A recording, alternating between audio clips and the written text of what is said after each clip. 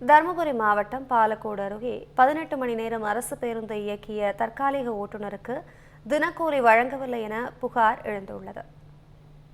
பேளாரஅள்ளியைச் சேர்ந்த தியாகராஜன் கடந்த 17ஆம் தேதி காலை 5 மணி முதல் இரவு 11 மணி வரை 1400 ரூபாய் தினக்கூலி அடிப்படையில் பேருந்தை இயக்கியதாக கூறப்படுகிறது. ஆனால் பெண்களுக்கு இலவச பயணம் என்பதால் வருமானம் இல்லை என கூறி கூலி வழங்க மறுத்ததாக மேலாளர் சாந்தமூர்த்தி மீது குற்றம் சாட்டியுள்ளார். மேலும் கூலி கேட்டால் மீண்டும் பணியில் சேர முடியாதபடி செய்வதாக மிரட்டியதாகவும் புகார் தெரிவித்துள்ளார். தனது உழைப்புக்கான ஊதியத்தை பெற்றுத்தர அதிகாரிகள் நடவடிக்கை எடுக்க வேண்டும் என தியாகராஜன் கோரிக்கை விடுத்துள்ளார். இதனிடையே இருவரும் செல்போனில் பேசிய ஆடியோ வெளியாகியுள்ளது.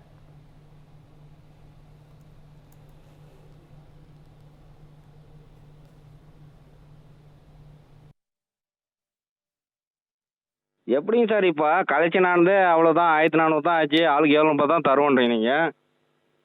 ஹலோ, இப்போ அதே ஒரு 20,000 ஆச்சுன்னா ஒரு 20,000 ஆச்சுன்னா ஆளுக்கு 10,000 கொடுத்துருவீங்களா?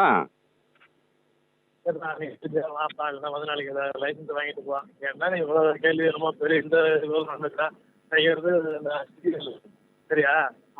முதல்ல யார்கிட்ட என்ன பேசணும் உட்காந்துக்கிறோன்னு தெரிஞ்சுக்கங்க சார் சார் நீங்கள் இப்போ இல்லை நீங்கள் போட்டுட்டு இருக்கேன் சார் நீங்கள் எவ்வளோ பேர் நான் இவ்வளோ சொல்லிட்டு இருக்கிறேன், நீ அவ்வளோ இது பேசிட்டு இருக்கிற. சார் இப்போ நீங்கள் கையிலேருந்து கேட்கல உங்கள் பணத்தை. நான் உழைச்சதுக்கு தான் காசு கேட்குறேன், நான் ஓட்டுறது காசு கேட்குறேன். என்னமோ எவ்வளோ பெரிய இது பேசி கிடக்குன்னு சொல்கிறீங்க.